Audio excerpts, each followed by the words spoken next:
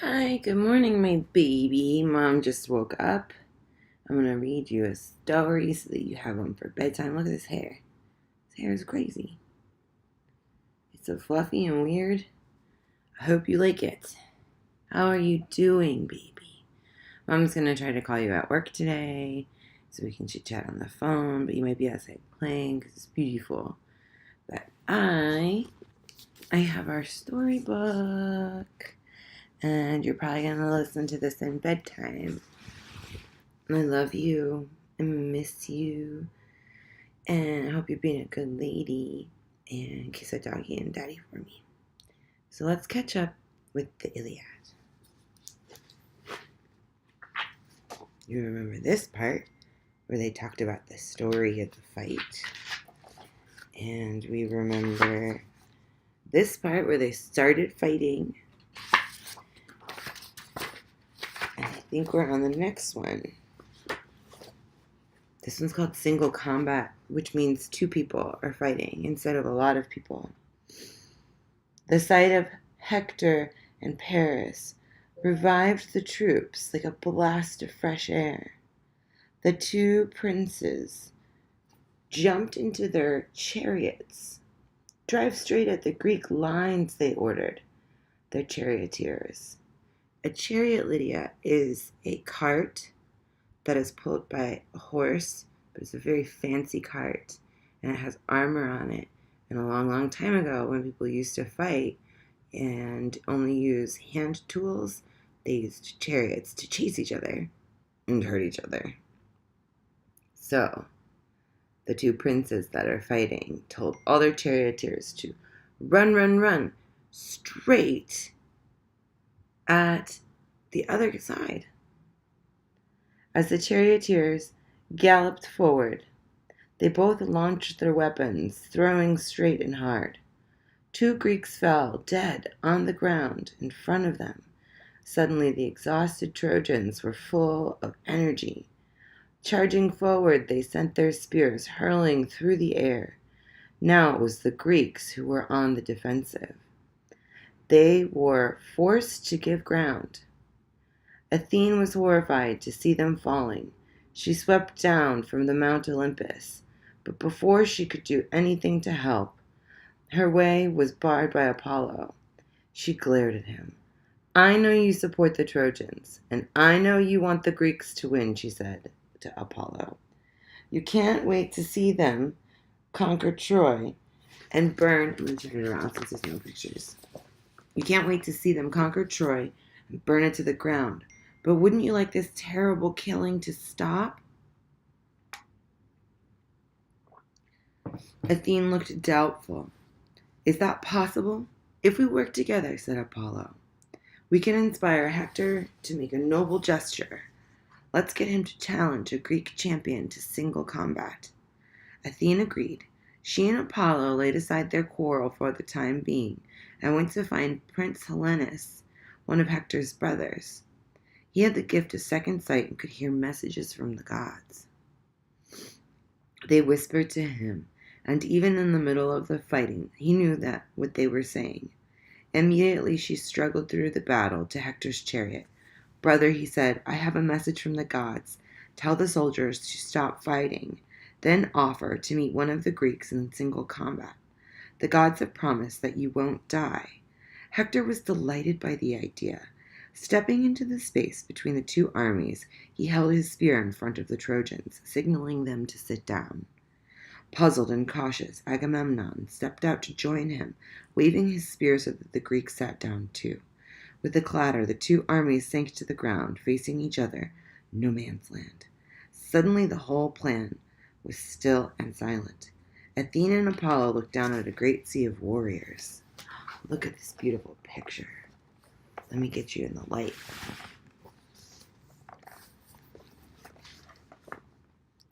Do you see these two birds in the trees? Those are vultures. One has a name called Anandvow and Aninvow. And look at these guys. If any Greek's brave enough to face me single-handedly, and it says on here, If so, challenge him to step forward and fight me now in front of both our armies.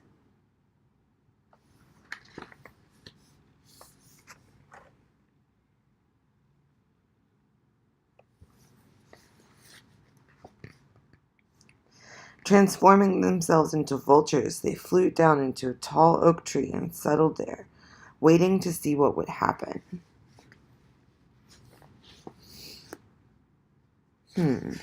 Let's see if I can get this for you.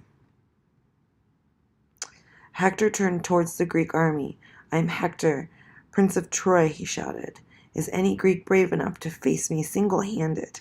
If so, challenge him to step forward and fight me now, in front of both our armies.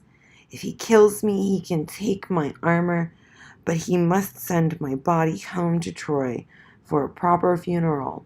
If I kill him, his armies will go to Troy to hand in Apollo's temple, but I will return his body to your ships so that you can build him a funeral pyre and make a burial mound for his bones. Who will accept my challenge?"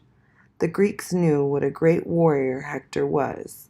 They stared at him nervously, and one spoke. At last Melanius scrambled to his feet. "This is shameful," he yelled at his comrades. "Sit there and rot if you like. I'm going to fight Hector." A dozen other Greeks leaped forward to stop him. Everyone knew that Melanius was no match for Hector. "Don't throw your life away for nothing, brother," said Agamemnon. "Sit down. Well, find someone to make Hector regret this challenge." "I'd go if I were young enough," shouted Nestor. But I am an old man now, and all the rest of you are cowards." He argued his is upside down. His angry accusation had men leaping to their feet. Agamemnon himself was first followed by the great Diomedes of Argos, then Ajax of Salamis and Odysseus of Ithaca, all clamoring to be chosen.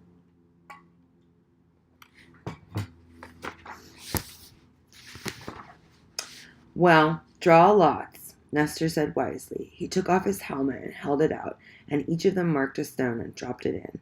The soldiers knew who the greatest warriors were, and Nestor shook his helmet. The whole Greek army was praying, let it be Ajax or Diomedes, or great Agamemnon himself. Zeus let it be a worthy champion. Their prayers were answered, and the stone that came out of the helmet carried the mark of Ajax of Salamis. He was delighted. "Pray for me while I put on my armor," he called to the soldiers. So the troops went on praying, looking up into the sky. "Father Zeus, let Ajax win, or if you love Hector too much to let him be defeated, then may the fight be drawn. But don't let Ajax be beaten." Inside their prayers, Ajax took up his shield and marched out to Hector. "Now you'll see what it's like to face a true Greek warrior," he said. "Achilles may be out of the battle now, but there are still plenty of us who can match you, Trojan. Defend yourself." Hector raised his head, and his helmet flashed in the sun. "You won't scare me with words. I grew up with a spear in my hand. Take guard, invader." With all the power in his body, he threw his javelin. Ajax caught the weapon on his shield, but the point sliced through its bronze surface, cutting deep into the leather behind it. The impact threw him backwards.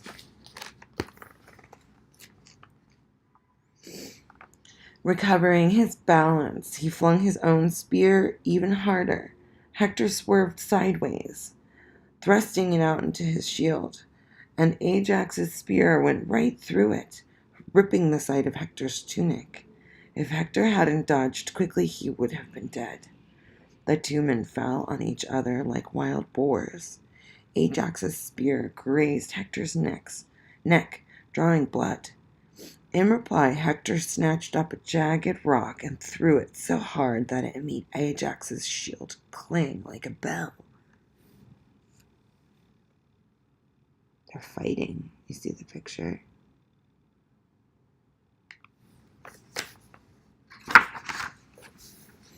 Ajax threw an even bigger rock.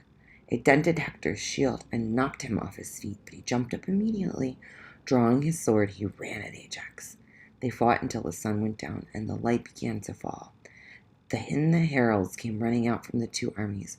"You're both great warriors," they shouted. "Zeus loves you both too much to see you hackling each other to the death in the sun." Ajax lowered his sword. "Hector challenged me to fight. Is he ready to stop?" "You're a mighty warrior," Hector answered, "but we can hardly see each other. Let's stop for today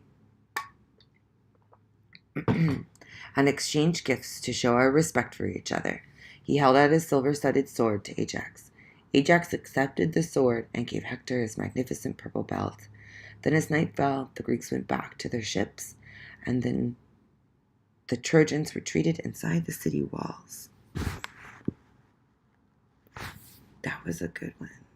That was about one-on-one combat. And then our next chapter starts. It's called Paris Makes an Offer and the Greeks Make a Wall. And that's the next chapter I'll read to you. Let me put some lotion on. We'll look at our pictures really quick.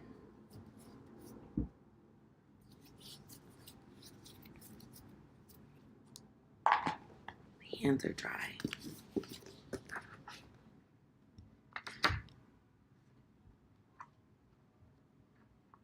Oh, I just saw some of the pictures that are further in the book. Oh, it's telling me what happened. So this is our picture of the two Greeks fight. The Greeks and the Trojans fighting. And it says down here their names, but they're in a different language. Probably Greek. This is such a good picture. Mom loves this picture. Check this out. The two men that turned into vultures in the trees to talk to each other, to fight. And then the two armies are sitting on the ground with their spears and their swords and their shields. Look at how wonderful everyone looks. They're all different colors. Some have beards, some don't. What a good picture. And then I don't think there was any other pictures in this. There wasn't. That was the first page. Daddy told me that you've been listening to these to go to bed at night. That is why Mommy was sending them, thinking that maybe you would miss me and that you would want some stories. And don't forget that you have the other book. So this is the first book, but there's two books in this saga. A saga is a really long and dramatic story. I miss you so much. Mommy's getting done her work. It's taking time. I have to write a lot of papers, and you know what that's like. Mommy just sits there and looks at the computer all day. It's so boring. And then last night at my other job, I help people that are young. They're a little bit older than kids. I help them learn to make art when they're in trouble and they are having a hard time in life. Mom helps them make pictures so that they can talk about their life and so that people will listen to them, because sometimes people don't care when other people are having a hard time, but Mommy cares and Lydia cares, Daddy cares. So we try to help them do their work so that other people can start to care too, and that maybe one day they won't be treated so badly when they're having a hard time in life. And sometimes that takes Mommy a lot of time and energy. And since your life is so very good, you have a very good life with lots of love and support in it, Mom tries to share some of her love and support that she has for you with these other kids so that they can have love too.